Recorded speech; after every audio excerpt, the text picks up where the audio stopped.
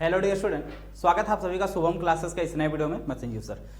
Student, आज के इस वीडियो में हम आपके चैप्टर नंबर 3 यानी कि वैद्युत धारा के लघुत्तरीय और अति लघुत्तरीय प्रश्नों को एक साथ डिस्कस करने वाले हैं। अभी जैसा कि आपने देखा कि कल के वीडियो में हमने इस चैप्टर के जितने भी दीर्घ उत्तरीय प्रश्न थे या डेरिवेशन वाले क्वेश्चन थे उन सभी को एक साथ डिस्कस किया गया। ठीक है, उसमें कुछ क्वेश्चन मैंने आपको सॉल्व करके बताया प्रॉपर ढंग से, और कुछ क्वेश्चन मैंने आपको होमवर्क में दिया कि आप इन सभी क्वेश्चनों को अच्छे से सॉल्व कर लीजिए। और सबसे पहली चीज तो ये मैं बता दूं कि जितने भी क्वेश्चन मैंने आपको होमवर्क दिया था, ऐसा नहीं कि वो क्वेश्चन मैं करवाया नहीं था, मैं वो क्वेश्चन करवाया था, इसलिए आपको होमवर्क दिया था। ठीक है, अगर किसी भी बच्चे को क्वेश्चन में प्रॉब्लम आई हो तो विद्युत धारा का वन शॉट जो मैंने करवाया था उसके अंदर उन सभी क्वेश्चन के आंसर हैं। ठीक है, तो आप वन शॉट से उसके आंसर जो है अच्छे तरीके से सभी लोग तैयार कर लीजिए। और जिस क्वेश्चन के आंसर में आपको प्रॉब्लम हो रही है, जिस टॉपिक में आपको प्रॉब्लम हो रही, वो चीज आज के इस वीडियो के कमेंट सेक्शन में आप कमेंट कर दीजिएगा, तो आपका वो कमेंट कंसीडर कर दिया जाएगा। और जब भी चैप्टर नंबर 3 के इंपॉर्टेंट क्वेश्चन की बात करेंगे फिर वहां पर उसको डिस्कस कर देंगे। ठीक है, क्लियर है? तो जितने भी बच्चे लाइव है बेटा, सभी लोग एक बार वीडियो को लाइक कर दीजिए और इस सेशन को अपने दोस्तों में शेयर कर दीजिए। ठीक है, चलिए बढ़ते हैं क्वेश्चन की तरफ। आज के इस सेशन का पहला क्वेश्चन देखिए, इस चैप्टर का पहला क्वेश्चन है, किसी चालक पदार्थ की विशिष्ट चालकता क्या है? विशिष्ट चालकता का अंतरराष्ट्रीय पद्धति मात्रक। अंतरराष्ट्रीय पद्धति का मतलब है एसआई मात्रक। अंतरराष्ट्रीय पद्धति का मतलब है बच्चों एसआई मात्रक। ठीक है, अब आपसे पूछा है कि किसी चालक पदार्थ की विशिष्ट चालकता क्या है। तो अगर हम बात करें विशिष्ट चालकता की, ठीक है, तो विशिष्ट चालकता जो होता है वो विशिष्ट प्रतिरोध के व्युत्क्रम को हम क्या कहते हैं? विशिष्ट चालकता कहते हैं। ठीक है, तो क्या परिभाषा बनी? विशिष्ट प्रतिरोध के व्युत्क्रम को विशिष्ट प्रतिरोध के व्युत्क्रम को विशिष्ट चालकता कहते हैं। विशिष्ट चालकता कहते हैं। ठीक, विशिष्ट चालकता कहते हैं। ठीक है, अगर मान लीजिए विशिष्ट प्रतिरोध, हमारा विशिष्ट प्रतिरोध को हम किससे लिखते हैं? रो से। किससे लिखते हैं? रो से। ठीक है, विशिष्ट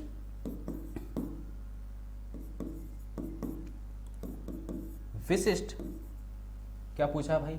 विशिष्ट चालकता ना, तो विशिष्ट चालकता इक्वल तो क्या हो जाएगा? इक्वल टू 1 अपान विशिष्ट प्रतिरोध। 1 अपान विशिष्ट प्रतिरोध। ठीक है, विशिष्ट चालकता को हम लोग लिखते हैं सिग्मा से और विशिष्ट प्रतिरोध को लिखते हैं 1 अपान रो से। ठीक है, और आपसे इसका अंतरराष्ट्रीय मात्रक पूछा है, तो इसका जो अंतरराष्ट्रीय मात्रक होता है वो होता है महोमीटर इनवर्स। क्या होता है? महोमीटर इनवर्स होता है। ठीक है, इसका अंतरराष्ट्रीय मात्रक यानी कि जो एसआई मात्रक है वो क्या हो जाएगा? महोमीटर इनवर्स। महो बटे मीटर लिख सकते हो या महोमीटर की पावर -1। ठीक है, महो बटे मीटर लिख सकते हो या महोमीटर की पावर -1 होती है। ठीक है, क्लियर है? बोलो, यहां तक कोई समस्या नहीं ना? विशिष्ट चालकता पूछा था, विशिष्ट चालकता जो है विशिष्ट प्रतिरोध के व्युत्क्रम को विशिष्ट चालकता कहते हैं। ठीक, सिंपल बात, क्लियर? मात्रक क्या होता है? महो अपान मीटर। ठीक है, महो अपान मीटर। चलिए आगे बढ़ते हैं अगले क्वेश्चन की तरफ। अगला क्वेश्चन, धारा घनत्व, विशिष्ट चालकता तथा वैद्युत क्षेत्र के बीच परस्पर संबंध स्थापित कीजिए। अब यहां पे 3 चीजों के बीच आपसे संबंध पूछा। किसके किसे? धारा घनत्व, जिसे हम लोग जे से डिनोट करते हैं, विशिष्ट चालकता यानी कि सिग्मा, ठीक है, तथा वैद्युत क्षेत्र ई के बीच परस्पर संबंध लिखिए। ठीक है, तो सबसे पहले एक चीज मैं आपको बता दूं कि जो बेटा आपका धारा घनत्व होता है, ठीक है, और जो वैद्युत क्षेत्र होता है और जो विशिष्ट चालकता होता है, इसमें एक संबंध होता है। विशिष्ट चालकता इक्वल टू विशिष्ट चालकता इक्वल टू क्या होता है? धारा घनत्व। धारा घनत्व फार्मूला है ये, धारा घनत्व बटे वैद्युत क्षेत्र, ये आपका फार्मूला होता है। ठीक है, और विशिष्ट चालकता को हम लोग लिखते हैं सिग्मा से, धारा घनत्व को लिखते हैं हम लोग जे से, और वैद्युत क्षेत्र को लिखते हैं हम लोग ई से। किससे लिखते हैं? ई से। ठीक है, और एक चीज यही पूछा है, तथा इससे विशिष्ट चालकता का मात्रक निकालिए। तो विशिष्ट चालकता यानी कि सिग्मा, इसका मात्रक निकालना है। तो इसका मात्रक निकालने के लिए ये क्या? धारा घनत्व। धारा घनत्व जे बराबर क्या होता है? जे बराबर होता है आई अपान ए, आई अपान ए, ठीक है, बात समझ में आई।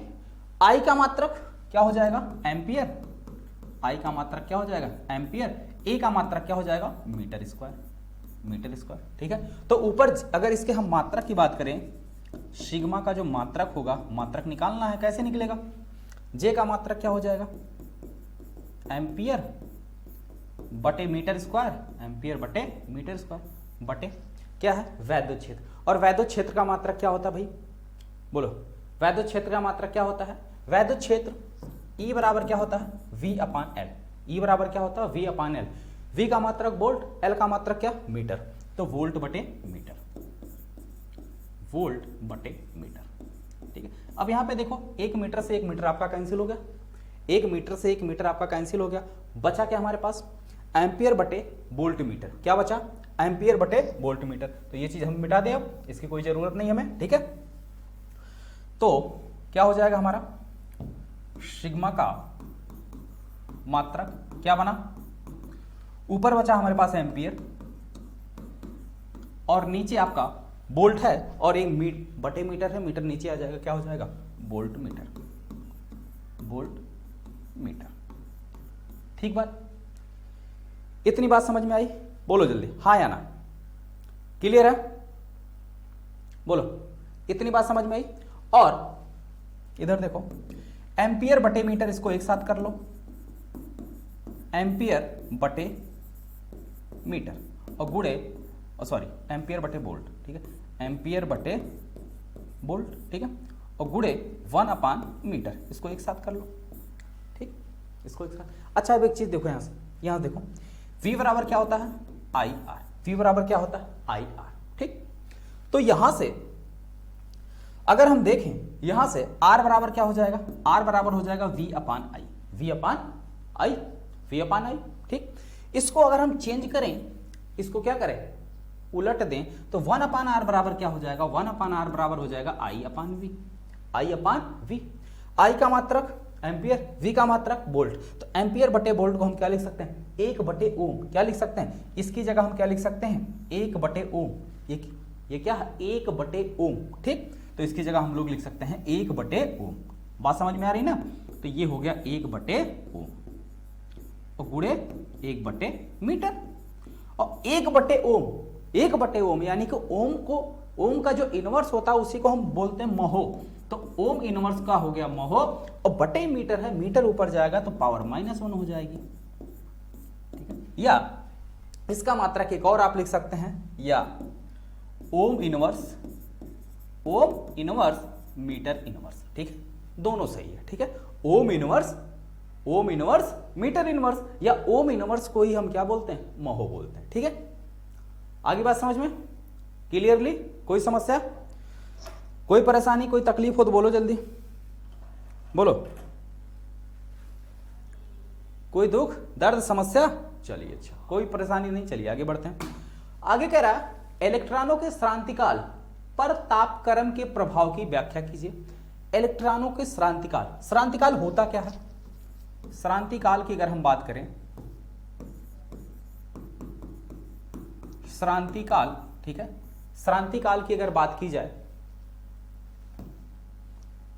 श्रांतिकाल, ठीक, इसकी अगर हम बात करें, श्रांतिकाल होता क्या है, दो क्रमागत, ठीक है, दो, या जब मुक्त इलेक्ट्रॉन, सॉरी, जब हमने आपको अनुगमन वेग पढ़ाया था, वहां मैंने आपको एक चीज बताया था कि दो क्रमागत धन आयनों के बीच हुई टक्कर में लगे समय को क्या कहते हैं, श्रांतिकाल कहते हैं, ठीक है, क्या कहते हैं, श्रांतिकाल कहते हैं, बात समझ में आई। तो दो क्रमागत धन आयनों के बीच, धन आयनों के बीच परस्पर टक्कर में लगे समय को, परस्पर टक्कर में लगे समय को श्रांतिकाल कहते हैं, समय को श्रांतिकाल कहते हैं, श्रांतिकाल कहते हैं, ठीक है, क्लियर।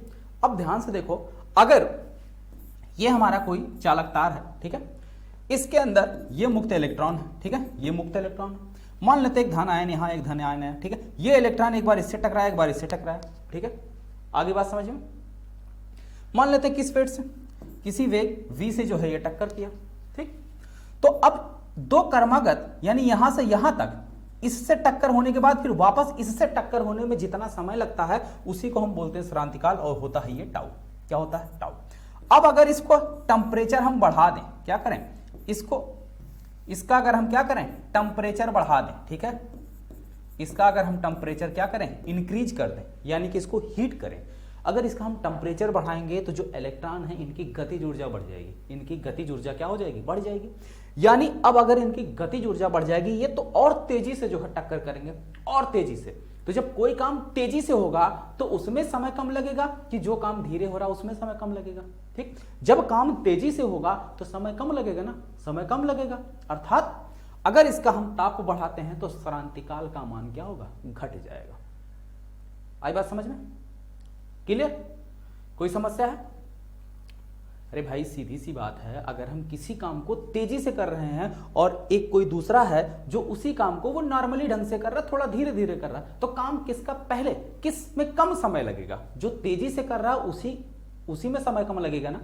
तो अगर हम इसका टेम्परेचर बढ़ाते हैं तो इलेक्ट्रॉन का क्या होता है? वेग बढ़ जाता है, और इलेक्ट्रॉन का जब वेग बढ़ जाता है तो जो टक्करों के बीच का समय होता है वो घट जाता है। टक्करों के बीच का जो समय होता है वो क्या हो जाता है? घट जाता है। तो सीधे सीधे निष्कर्ष क्या निकला बच्चों कि ताप बढ़ाने पर श्रांतिकाल घट जाता, श्रांतिकाल कम हो जाता, ठीक है। तो क्या लिखोगे? ताप बढ़ाने पर श्रांतिकाल कम हो जाता, ठीक। Is that clear? कोई प्रॉब्लम नहीं? चलिए आगे बढ़ा जाए अगले सवाल की तरफ। नेक्स्ट अगला सवाल। अच्छा यहां पे देखो बेटा, अभी तक जितने भी बच्चे शुभम क्लासेस का क्रैश कोर्स नहीं ज्वाइन किए हैं तो बेटा सबसे पहले तो आप लोग शुभम क्लासेस का क्रैश कोर्स ज्वाइन कर लीजिए, क्योंकि अभी कल के ही वीडियो पे बहुत सारे ऐसे स्टूडेंट थे जो कमेंट्स कर रहे थे कि सर नोट्स कहाँ मिलेगा, ठीक है, पीडीएफ कहाँ मिलेगी। तो हम आपको आपकी जानकारी के लिए बता दें कि हर एक क्लास का notes, PDF, important question, practice set, ये सारी चीजें आपको ऐप के अंदर क्रैश कोर्स में मिल जाएंगे। तो जो भी बच्चा अभी तक क्रैश कोर्स नहीं ज्वाइन किया है वो क्रैश कोर्स ज्वाइन कर ले। क्रैश कोर्स के अंदर आपको मिलेगी 1 शॉर्ट वीडियो, साथ ही साथ chapter wise important question answer और पिछले 3 साल के पेपर का सोल्यूशन, 60 नोट्स मिलेगा और 3 मॉडल पेपर मिलेगा, ठीक है। और ये मॉडल पेपर, जैसा कि मैं बार बार आपको बताया हूं कि ये जो मॉडल पेपर होगा ये आपके बोर्ड एग्जाम के पैटर्न का होगा, बिल्कुल बोर्ड एग्जाम के लेवल का होगा, ना बोर्ड एग्जाम के लेवल से कम, ना बोर्ड एग्जाम के लेवल से ज़्यादा, ठीक है। ये पेपर हम गेस करके बनाएंगे, ठीक है, और साथ ही साथ इसका सोल्यूशन भी करवाएंगे। इसका सोल्यूशन पहले आपको करना होगा, ठीक। उसके बाद जब आप सॉल्व कर लोगे, फिर जब सभी बच्चों का कमेंट्स आ जाएगा सर हमने पेपर सॉल्व कर लिया, अब आप सॉल्व करवाइए, फिर हम इस पेपर को सॉल्व करवाएंगे, फिर आप अपना मैच कीजिएगा किसके कितने आंसर सही हो रहे हैं, किसकी कितनी गलतियां हैं, कहाँ गलती हो रही है, तो वो सारी चीजें आप अच्छे से समझ सकते हैं, ठीक है। और अगर देखा जाए बेटा तो अभी जो बैच की प्राइस है वो सिर्फ और सिर्फ 799 है। इसमें भी आपको 100 रुपए की छूट मिल सकती है, ठीक है, 100 रुपए की छूट आपको मिल जाएगी अगर आप कूपन कोड यूज करेंगे संजीव सर, ठीक है। ये आपका कूपन कोड है, अगर आप इस कूपन कोड को यूज करते हैं तो आपको 100 रुपए का डिस्काउंट मिल जाएगा। सारे लेटर स्मॉल लेटर में है और बीच में स्पेस है, ठीक है, सारे लेटर स्मॉल में है और बीच में स्पेस है। तो ये आपका कूपन कोड है, इस कूपन कोड के साथ अगर आप अप्लाई करते हैं तो आपको 100 रुपए की छूट मिल जाएगी। तो जो भी बच्चे अभी तक क्रैश कोर्स नहीं ज्वाइन किए हैं वो क्रैश कोर्स ज्वाइन कर लें। और यहाँ पे आप देख सकते हैं कि ये पिछले साल के उन बच्चों की लिस्ट है जो क्रैश कोर्स और टॉप 100 बैच में जुड़े हुए थे, ठीक है। अगर आप देखो क्रैश कोर्स में एडमिशन लेते हो तो आपको टॉप 100 बैच में फ्री में ऐड कर दिया जाएगा, ऐसा नहीं, या जो टॉप 100 बैच ज्वाइन किए हैं उनको क्रैश कोर्स में फ्री में ऐड किया जाएगा, ठीक है। तो जो भी किसी भी एक बैच में अगर आप एनरोल करते हैं तो बाकी के जो बैच है उसमें आपको फ्री में ऐड किया जाएगा। और दूसरी बात यह है कि ये जो आप यहाँ पे नंबर ऑफ स्टूडेंट देख रहे हैं, इनका परसेंटेज और इनका नाम, रोल नंबर जो आपको स्क्रीन पर दिखाई दे रहा है, ये पिछले साल के वो बच्चे हैं जो इसी टॉप 100 बैच और क्रैश कोर्स से पढ़कर बोर्ड एग्जाम में मैक्सिमम अंक स्कोर किए हैं, ठीक है। आप देख सकते हैं 95, 94, 94, 93, 93, 91 और 90% तक बच्चे स्कोर किए हैं। इसमें कुछ बच्चे 10th के हैं और कुछ 12th के, ठीक है। तो आप गूगल पे इनका रिजल्ट चेक करना चाहते हैं तो चेक कर सकते हैं, ठीक है। चलिए और अगर किसी को पेमेंट करने में कोई समस्या, कोई प्रॉब्लम, कोई तकलीफ हो रही है तो इन दिए गए व्हाट्सएप नंबर पर, ठीक है, इन दिए गए नंबरों पर आप कॉल या मैसेज या व्हाट्सएप कर सकते हैं, ठीक है। चलिए आगे बढ़ते हैं अगले क्वेश्चन की तरफ बच्चों। नेक्स्ट क्वेश्चन हमारा, क्वेश्चन देखिए क्या है, क्या कह रहा है क्वेश्चन, धातुओं में मुक्त इलेक्ट्रॉन के अपवाह वेग एवं श्रांतिकाल में संबंध लिखिए, ठीक है, प्रयुक्त संकेतों के अर्थ बताइए, ठीक है, प्रयुक्त संकेतों के अर्थ बताइए।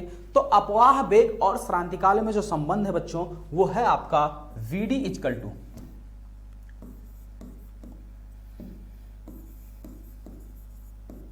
अनुगमन वेग, Vd बराबर फार्मूला होता है अनुगमन वेग Vd बराबर, ये फार्मूला हमने आपको वहां डिराइव कराया था, अभी कल ही तो मैंने डिराइव कराया था जब ओम के नियम का निगमन कर रहे थे, ठीक है। क्या आया था, Vd बराबर EV अपान ml, ठीक है, और इंटू टाउ, ठीक है।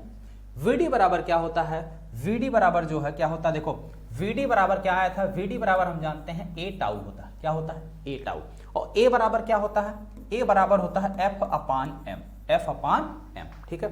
और f बराबर क्या होता है, f बराबर होता है भैया QE, f बराबर क्या होता है QE, लेकिन यहां बात हो रही थी इलेक्ट्रॉन की, किसकी, इलेक्ट्रॉन की, तो यानी Q की जगह क्या हो जाएगा, एक इलेक्ट्रॉन, ठीक, और एक इलेक्ट्रॉन पर आवेश कितना होता है E के बराबर, तो ये हमारा EE हो जाएगा, ठीक है। तो F की जगह हम क्या लिखेंगे EE बाई M, ठीक है। और एक चीज हम ये भी जानते हैं E बराबर क्या होता है V अपान L, तो अब यही E का मान यहां उठा के रख दो, तो A बराबर हमको क्या मिल जाएगा EE, E की जगह BL, ठीक है, तो E बाई M और E की जगह हो जाएगा V बाई L, तो ये हो जाएगा EV अपान ML, EV अपान ML, और VD बराबर होता है a टाउ और a का ये मान है, तो फाइनली VD बराबर हमको क्या मिल गया EV अपान ML इंटू टाउ, ठीक है।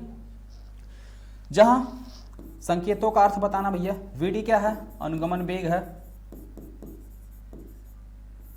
अनुगमन वेग है, कोई दिक्कत नहीं, क्लियर है। और V क्या है, ये V क्या है, चालक के सिरों के बीच विभवांतर, चालक के सिरों के बीच विभवांतर है। आगे M क्या है, इलेक्ट्रॉन का द्रव्यमान है, M जो है इलेक्ट्रॉन का द्रव्यमान है। आगे L क्या है, चालक की लंबाई है, चालक की लंबाई है। और कुछ बच रहा हमारे पास, हाँ एक चीज और बच रहा है टाउ, ठीक है। तो टाउ क्या है, टाउ ऊपर लिख दे रहा हूं, ठीक है, यहां जगह नहीं बचा तो टाउ को हम ऊपर लिख दे रहे हैं। टाउ क्या है, टाउ जो है वो हमारा श्रांतिकाल है, टाउ क्या है, श्रांतिकाल है, ठीक है।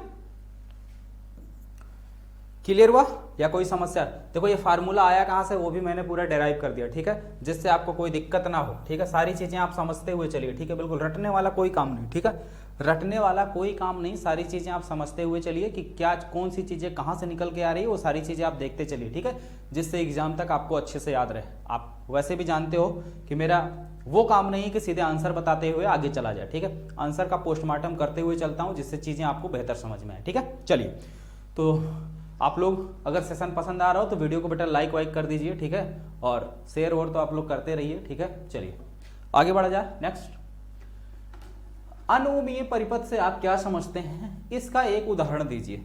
अनओमीय, ठीक है, अनओमीय परिपथ की बात कर रहा है, तो अनओमीय परिपथ का मतलब यह है वो परिपथ जो ओम के नियम का पालन नहीं करते, ठीक, वह परिपथ जो ओम के नियम का पालन नहीं करते अनओमीय परिपथ कहलाते हैं, ठीक है। इसमें बहुत सारी चीजें हैं जो ओम के नियम का पालन नहीं करते, जैसे एग्जांपल आपसे पूछा है तो किसी बल्ब का जो तंतु हो गया, बल्ब का जो डायोड हो गया, ये सारी चीजें, ठीक है, या डायोड बल्ब हो गए, तो ये सारी चीजें जो है हमारे ओम के नियम की पालन नहीं करते हैं, ठीक है। तो उदाहरण के रूप में आप क्या लिख सकते हैं, उदाहरण पूछा ना, उदाहरण के रूप में आप लिख सकते हैं बल्ब का तंतु, ठीक है, या डायोड बल्ब,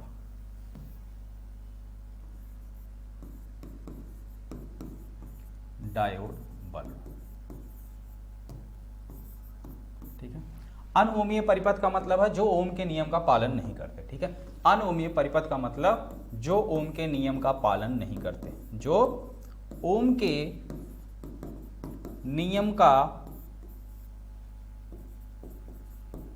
पालन नहीं करते, पालन नहीं करते, अनोमीय परिपथ कहलाते हैं। ठीक है, पालन नहीं करते हैं, ठीक है, अनोमीय परिपथ कहलाते हैं। ठीक, क्लियर? यहां तक कोई समस्या, कोई परेशानी नहीं ना? क्लियर है? चलिए आगे बढ़ा जाए। विशिष्ट प्रतिरोध का मात्रक एवं बीमा लिखिए। तो बात हो रही है विशिष्ट प्रतिरोध के मात्रक और बीमा की। ठीक है, तो विशिष्ट प्रतिरोध का जो मात्रक होता है वो क्या होता है बेटा? ओम मीटर। विशिष्ट प्रतिरोध, विशिष्ट प्रतिरोध, ठीक, इसका जो मात्रक होता है वो होता है ओम मीटर। क्या होता है? Ohm metre. ठीक, कैसे? विशिष्ट प्रतिरोध रो बराबर क्या होता है?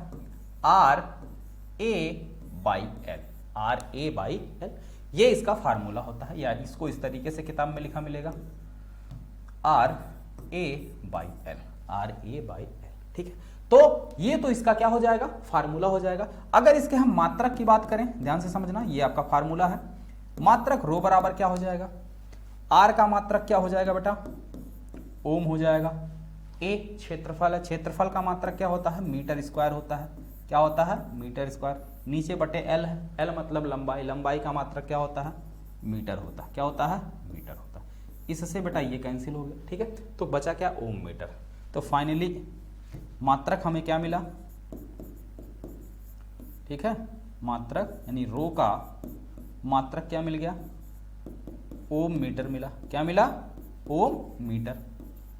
ठीक है, अब आपसे इसकी बीमा पूछा, इसकी बीमा पूछा। ठीक है, तो बीमा के लिए बीमा पूछा, भैया बीमा किसकी पूछी है? रो की। तो जिसका बीमा पूछा जाता है उसको बड़े ब्रैकेट के अंदर रखते हैं। रो बराबर फार्मूला क्या होता है? आर ए बाई एल, यानी आर की बीमा, ए की बीमा और बटे एल की बीमा। ठीक है, आर क्या है? प्रतिरोध है। प्रतिरोध होता क्या है? V अपान आई को हम क्या बोलते हैं? प्रतिरोध बोलते हैं। ठीक है, तो अगर हम आर की बात करें, आर की बात करें तो आर बराबर क्या होता है? V अपान आई, V अपान आई।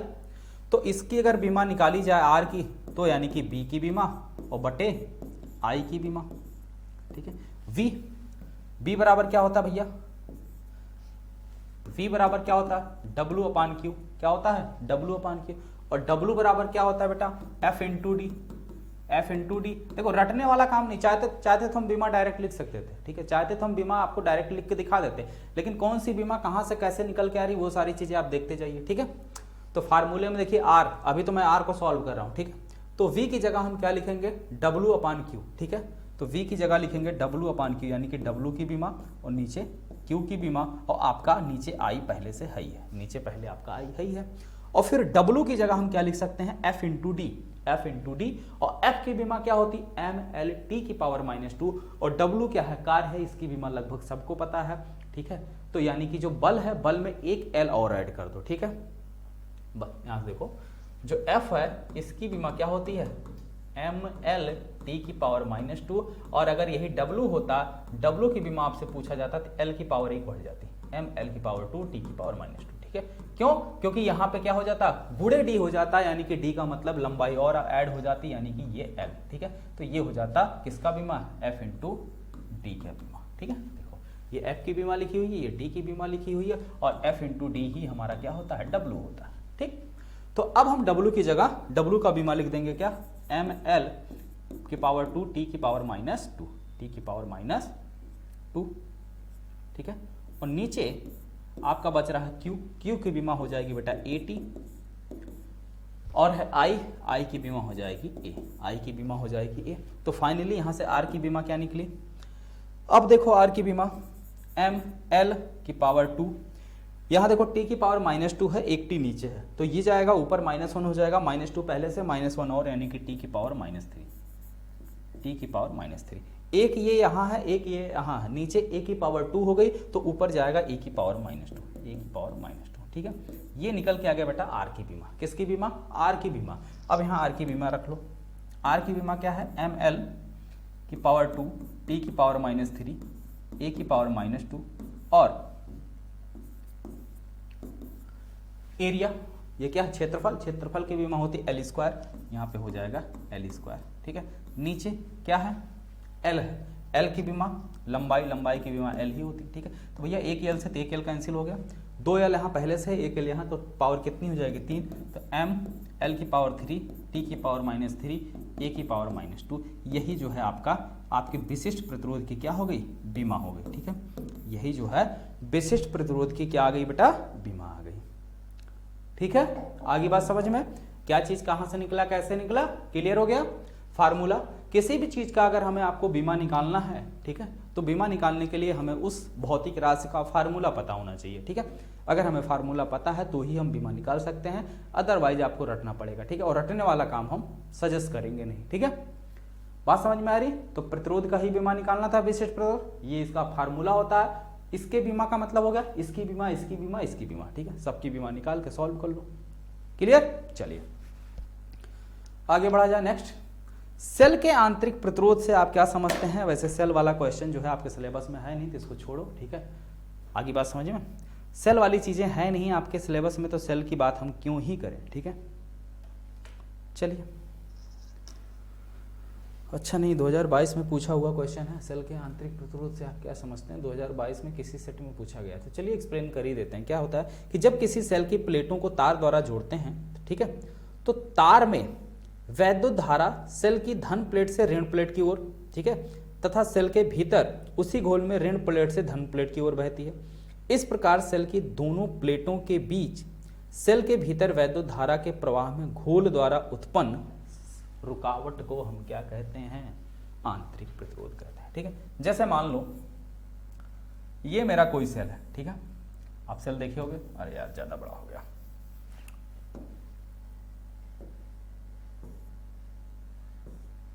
बस इतना ही फिगर है, ना 2D ना 3D, बस चलो छोड़ो।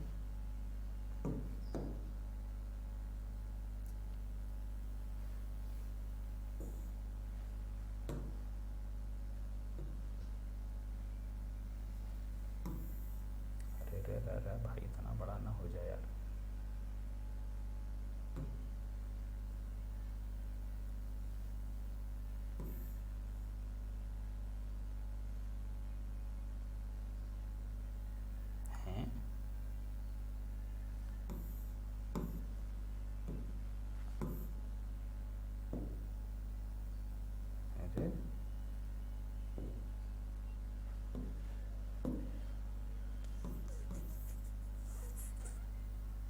चलो यार, जब तक सेब के चक्कर में थे अब तक तो हम बना ही दिए होते इसको।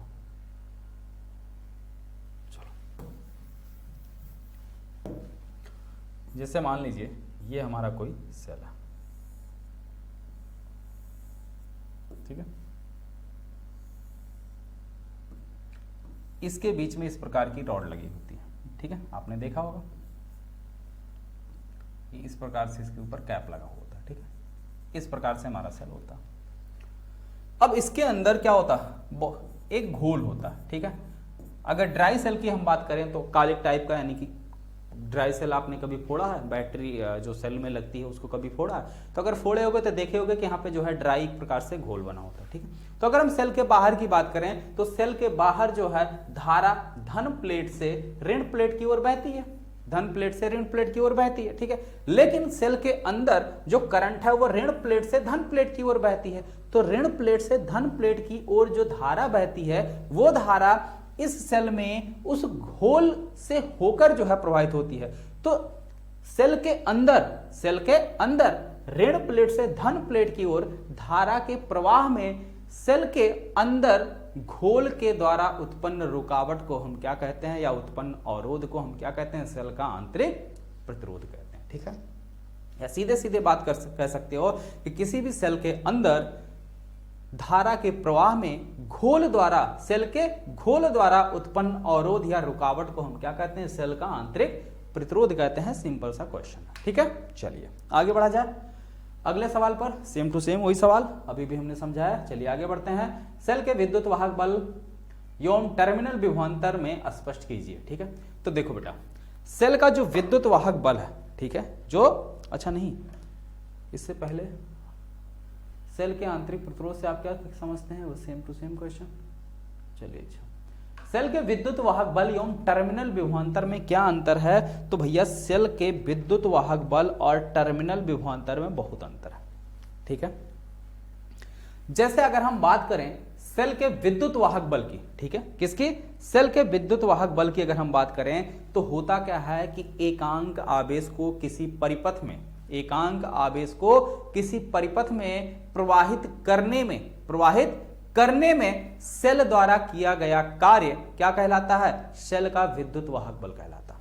ठीक है, सेल का विद्युत वाहक बल कहलाता है। ठीक है, इतनी बात समझ में आ गई कि एकांक आवेश को पूरे परिपथ में सेल द्वारा, ठीक है, प्रवाहित करने में, सेल द्वारा प्रवाहित करने में खर्च की गई ऊर्जा क्या कहलाती है? या सेल द्वारा किया गया कार्य क्या कहलाता है? सेल का विद्युत वाहक बल कहलाता है। ठीक है, जबकि किसी परिपथ में दो बिंदुओं के बीच एकांक आवेश को एक बिंदु से दूसरे बिंदु के बीच ले जाने में किए गए कार्य को हम क्या कहते हैं? दोनों बिंदुओं के बीच विभवांतर कहते हैं। दोनों में अंतर स्पष्ट समझो।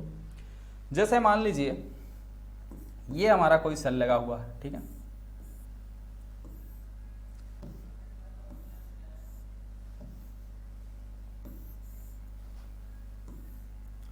ये मान लिया गया हमारा कोई परिपथ है।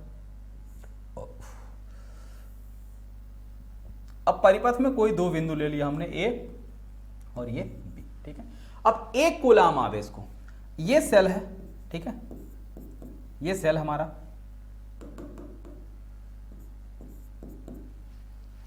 एक कूलाम आवेश को यहां से पूरे परिपथ में यहां तक प्रवाहित करने में सेल द्वारा जो कार्य करना पड़ता है वो सेल का विद्युत वाहक बल होता है। और उसी एक कूलाम आवेश को इस बिंदु से यहां तक पहुंचाने में जो कार्य करना पड़ता है वो क्या होता है? विभवांतर होता है। किसके बीच विभवांतर होता है? बिंदु ए और बी के बीच विभवांतर होता है। तो दोनों में अंतर बात समझ में आई? दोनों में अंतर स्पष्ट समझ में आया कि सेल का विद्युत वाहक बल क्या है और विभवांतर क्या है? तो किसी भी दो बिंदुओं के बीच एक कूलाम आवेश को प्रवाहित करने में, ठीक है, प्रवाहित करने में किया गया कार्य या सेल द्वारा खर्च की गई ऊर्जा उन दोनों बिंदुओं के बीच विभवांतर कहलाती है। और उसी एक कूलाम आवेश को पूरे परिपथ में प्रवाहित करने में सेल द्वारा खर्च की गई ऊर्जा या सेल द्वारा किया गया कार्य क्या कहलाता है? सेल का विद्युत वाहक बल कहलाता है। ठीक है, तो ये यहां से यहां के बीच विभवांतर VAB हो जाएगा और ये हो जाएगा हमारा सेल का विद्युत वाहक बल। ठीक है, चलिए आगे बढ़ा जाए अगले सवाल पर। अगला सवाल है किरचॉफ का धारा नियम लिखिए। किरचॉफ का धारा नियम लिखिए। तो भैया किरचॉफ का धारा नियम बहुत आसान नियम है। क्या है कि किसी भी संधि पर मिलने वाली समस्त धाराओं का बीजगणितीय योग शून्य होता है। किसी भी संधि पर मिलने वाली समस्त धाराओं का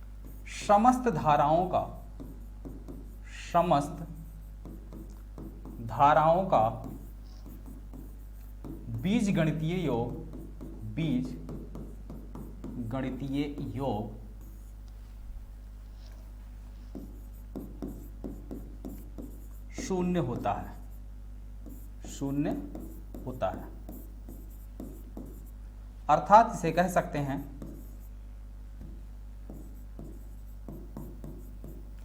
संधि की ओर आने वाली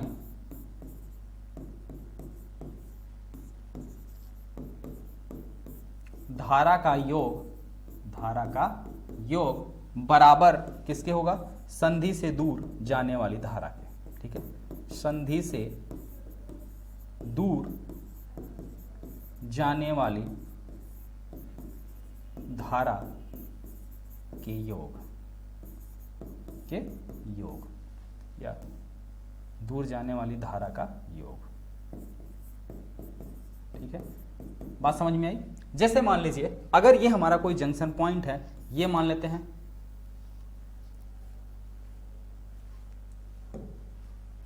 जैसे मान लीजिए ये हमारा कोई जंक्शन पॉइंट, एक धारा इसकी तरफ ये आई, दूसरी धारा ये आई, ठीक है, तीसरी धारा ये आई और यहां से मान लेते हैं कुछ धाराएं ऐसी हैं जो संधि से दूर जा रही हैं, ठीक है, एक इधर जा रही है, एक इधर जा रही है, एक इधर जा रही है, एक इधर जा रही है, ठीक है।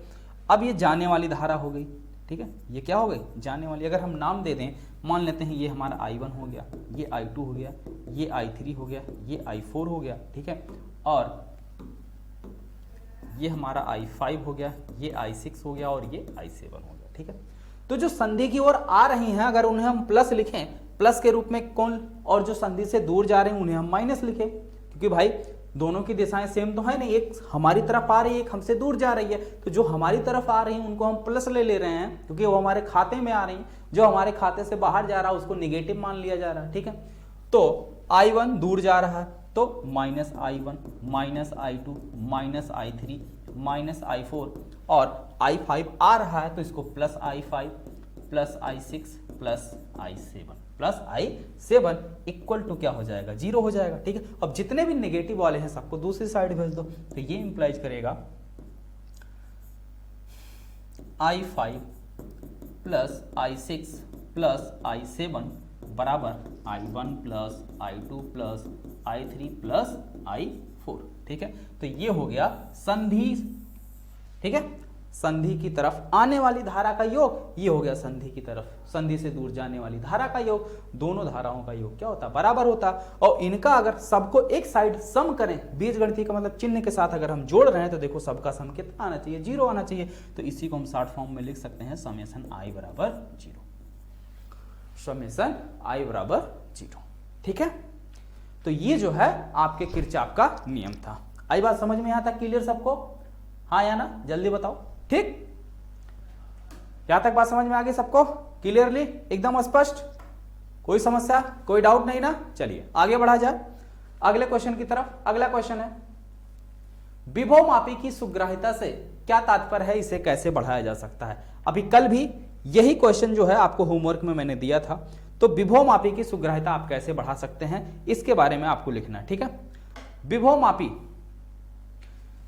का जो लॉन्ग क्वेश्चन करवाया था उसके अंदर आपको इसका आंसर मिल जाएगा। तो होमवर्क में ये रहा क्वेश्चन, ठीक है, जो कल क्वेश्चन मैंने आपको दिया था विभवमापी का, उसी विभवमापी का क्वेश्चन जो है पूरा का पूरा यहाँ पे आपको करवाया गया है वन शॉट के अंदर। तो वहां पे इसका जो है आंसर आपको मिल जाएगा, ठीक है। चलिए आगे देखें, अगला सवाल क्या है, आवेश की गतिशीलता से आप क्या समझते हैं।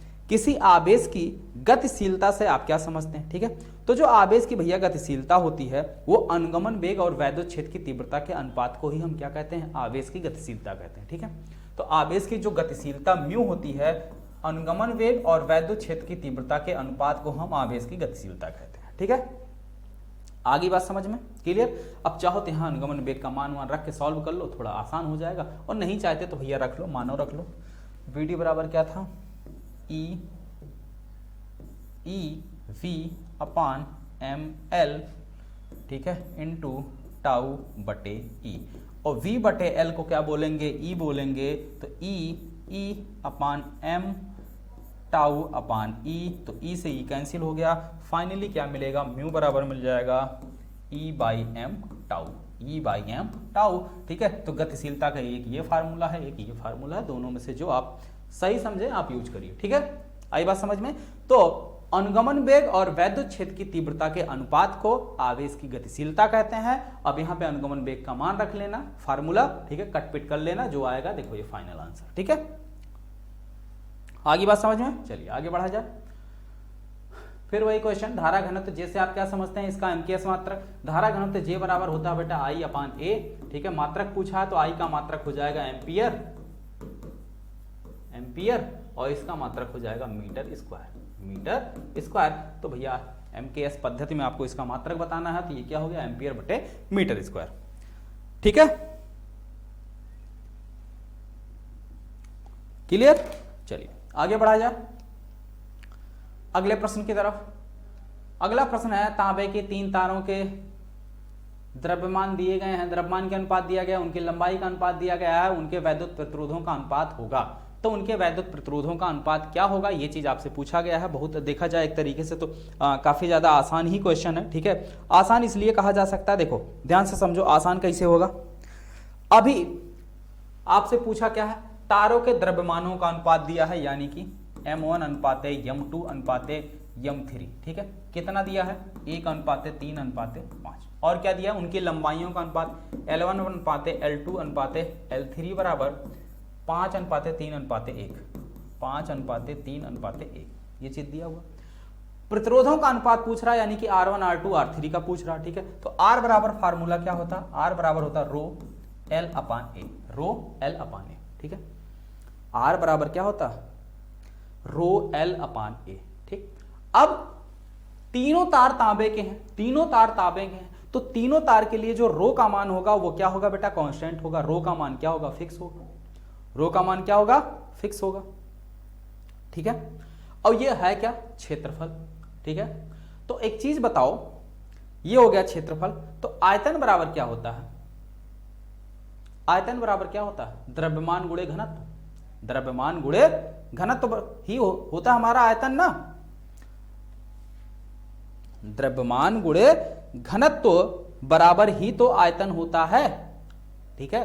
द्रव्यमान गुणे घनत्व बराबर हमारा क्या होता, आयतन होता, ठीक है। अब एक चीज यहां पे हमें यह बताइए कि जो दिया हुआ है हमें द्रव्यमान, ये द्रव्यमान का यूज हम इसमें करें कैसे, क्योंकि अगर डायरेक्ट अनुपात दिया होता तो हम डायरेक्ट फार्मूला R1 R2 वाला अप्लाई कर सकते थे, ठीक है। अब यहां पे देखो A बराबर, ठीक है, A इक्वल टू क्या हो जाएगा, ML अपान D, ठीक है, अपान D। जहां D है क्या है, D जो हमारा क्या है, घनत्व है, ठीक है। D क्या है, घनत्व। या एक चीज और जानते हैं, आयतन बराबर, आयतन बराबर क्या होता है, क्षेत्रफल गुणे ऊंचाई, क्षेत्रफल गुणे ऊंचाई, ठीक है। क्षेत्रफल गुणे ऊंचाई, क्षेत्रफल क्या है, ये मान लेते हैं ये हमारा चालक तार है, ये इसके अनुप्रस्थ काट का क्षेत्रफल है, तो इसकी ऊंचाई क्या बनेगी, लंबाई, क्या बनेगी, लंबाई। तो यानी कि A गुणे L, A गुणे L, ये क्या बन जाएगा, आयतन। और आयतन बराबर एक और हम फार्मूला जानते हैं, द्रव्यमान गुणे घनत्व, द्रव्यमान यानी कि M गुणे घनत्व, M गुणे घनत्व, ठीक है। ये फार्मूला हम जानते हैं, ठीक है। बोलो, आ रही बात स्पष्ट समझ में, हाँ या ना। द्रव्यमान गुणे घनत्व, ये फार्मूला हम जानते हैं, क्लियर है, कोई परेशानी नहीं ना, कोई समस्या नहीं, बोलो क्लियरली बात समझ में आ जा रही है या नहीं, हाँ समझ में आ रही ना। चलिए, तो यहां से A बराबर क्या हो जाएगा बेटा, A बराबर हो जाएगा हमारा M इंटू डी अपान L, ठीक है, M इंटू डी अपान L। तो A की जगह ये मान रख दो, तो R बराबर क्या हो जाएगा, rho into L upon A की जगह क्या रखेंगे, M into D, M into D बटे L, L चला जाएगा ऊपर, तो R बराबर क्या हो जाएगा, rho into L square upon M into D, M into D. जहां क्या है, M द्रव्यमान है, D चालक तार का घनत्व है।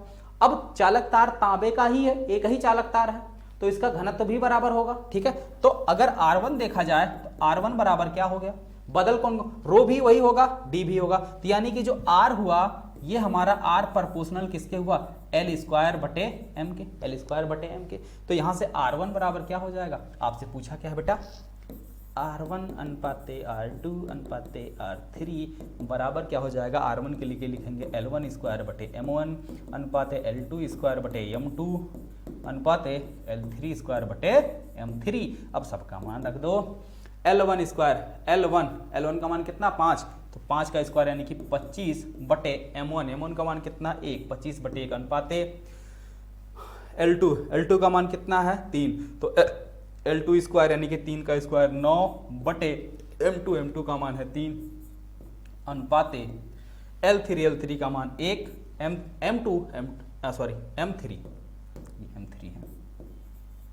M3 का मान 5, ठीक है। तो ये आ गया।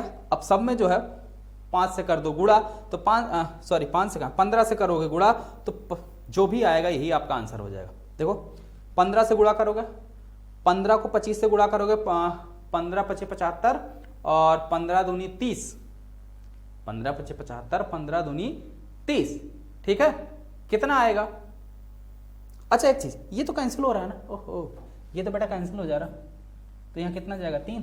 अब हर में केवल बचा 5, 5 से गुणा 25 पंचे 125, 125 यहाँ बचा 3 तो 5 तिहाई 15 और यहाँ 1। ठीक है, तो 125 अनुपाते 15 अनुपाते 1, 125 अनुपाते 15 अनुपाते 1, ये आपका क्या आ गया, अनुपात आ गया। ठीक है, आई बात समझ में? फिर से समझो, अगर नहीं समझ में आया तो जल्दी से फिर से समझो। देखो आपसे क्या कहा कि तांबे के 3 तार जिनके द्रव्यमान के अनुपात दिए हैं, यानी कि मान लिए ये तारों के द्रव्यमान के अनुपात, उनकी लंबाई का अनुपात ये दिया हुआ है। ठीक है, हमसे उनके प्रतिरोधों का अनुपात पूछा, यानी कि R1 अनुपाते R2 अनुपाते R3 पूछा।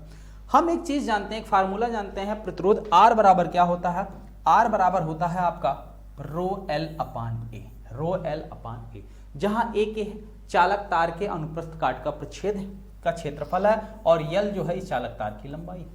अब एक फार्मूला हम जानते हैं कि आयतन बराबर क्या होता है, क्षेत्रफल गुणे ऊंचाई, और एक और फार्मूला होता है द्रव्यमान गुणे घनत्व, द्रव्यमान गुणे घनत्व भी होता है, यानी कि इस चालक तार का कुल द्रव्यमान और गुणे इसका घनत्व। तो हम मान लिए इस चालक तार का घनत्व D है और इसका द्रव्यमान मान लेते हैं m है। कितना है, m है, तो उसके हिसाब से ये हो गया m इंटू डी। क्या हो गया, m इंटू डी। और इस फार्मूले के हिसाब से क्या हो जाएगा, क्षेत्रफल गुणे ऊंचाई, क्षेत्रफल a है, ऊंचाई l है, तो a गुणे l। हमें मान चाहिए सिर्फ किसका, l का, सॉरी a का, तो a का मान यहां से हम निकाल लेते हैं। a बराबर l से यहां गुणा है, l से आएगा इधर भाग हो गया, तो a बराबर क्या हो गया, md अपान l। a बराबर क्या हो गया, md अपान l। अब इसी a की जगह पे हमने क्या रख दिया, देखो md अपान l, तो ये l नीचे है, ये चला जाएगा ऊपर, तो एक l पहले से है, ये l और पहुंच गया, तो l स्क्वायर हो गया, l की पावर 2 हो गई। ठीक है, l स्क्वायर, नीचे बचा आपका md। अब चालक तार एक ही कंपनी का है, ठीक है, एक ही कंपनी का चालक तार है, तो जिस कंपनी का चालक तार है उसके चाहे जितने टुकड़े कर लो, एक ही तार से जितने मर्जी उतने, अगर बराबर बराबर टुकड़े कर रहे हो, तो टुकड़े अगर बराबर हैं, टुकड़े अगर आपके बराबर हैं, ठीक है, तब तो उसकी लंबाई भी बराबर होगा, द्रव्यमान भी बराबर होगा, घनत्व भी बराबर, सब कुछ बराबर होगा। लेकिन अगर लंबाई अलग अलग है, एक छोटा एक बड़ा, एक उससे बड़ा, ठीक है, तो भाई उसका द्रव्यमान भी तो आपका अलग अलग होगा, लेकिन क्या चीज सेम रहेगा, उसका विशिष्ट प्रतिरोध सेम रहेगा और घनत्व सेम रहेगा, यानी ये और ये दोनों सेम रहेंगे। ठीक है, तो R डिपेंड किस पर हुआ, R किस पर डिपेंड हुआ, R डिपेंड हुआ गया आपकी लंबाई पर। अगर लंबाई बढ़ी तो प्रतिरोध बढ़ा, द्रव्यमान घटा, द्रव्यमान बढ़ा तो प्रतिरोध घटा। ठीक है, तो R डिपेंड हो गया किस पर, L स्क्वायर और L स्क्वायर बटे M पर। ठीक है, तो ये पूरा R इस पर डिपेंड है। अगर हम पहले चालक तार का प्रतिरोध निकालें R1, यहाँ अगर 1 करें तो यहाँ भी 1 1 हो जाएगा ना, R बराबर ये चीज है, तो यहाँ से देखो इंप्लाइज दैट ये R1 प्रोपोर्शनल क्या हो जाएगा, L1 स्क्वायर बटे M1 होगा ना। इसी प्रकार से सब ये हो गए ना। तो अब इनका हमें क्या चाहिए, अनुपात चाहिए, तो R1 अनुपाते R2 अनुपाते R3 बराबर क्या हो जाएगा, R1 की जगह क्या लिख दिया हमने, L1 स्क्वायर बटे M1, R2 की जगह L2 स्क्वायर बटे M2, R3 की जगह L3 स्क्वायर बटे M3। ठीक है, अब सबका मान देखो आपको दिया है, सबका मान आपके पास ये है। ठीक है, देखो L1 का मान है, ये L2 है, ये L3 है, ये M1 है, M2 है, M3, सब मान यहाँ पे रख दिया, सब मान रख के यहाँ पे सॉल्व किया गया। ठीक है, सॉल्व करने के बाद ये आपका आंसर आ गया। ठीक है, क्लियर। तो अब बताओ, जितने भी बच्चों को जो भी चीजें समझ में ना आए हो, नीचे कमेंट सेक्शन में आप कमेंट कर सकते हैं, और आपको सेशन कैसा लगा जरूर कमेंट सेक्शन में लिखिएगा। और हाँ, इससे पहले के जो आपको होमवर्क दिए गए हैं, जहां भी आपको कोई प्रॉब्लम कोई समस्या होगी तो कमेंट सेक्शन में आप कमेंट करके बताइएगा, और जब भी इस चैप्टर की हम बात करेंगे तो फिर आपके जो है डाउट हैं वो सारे के सारे क्लियर कर दिए जाएंगे। ओके स्टूडेंट, तो मिलते हैं फिर कल, आज के लिए इतना ही। Okay, thank you.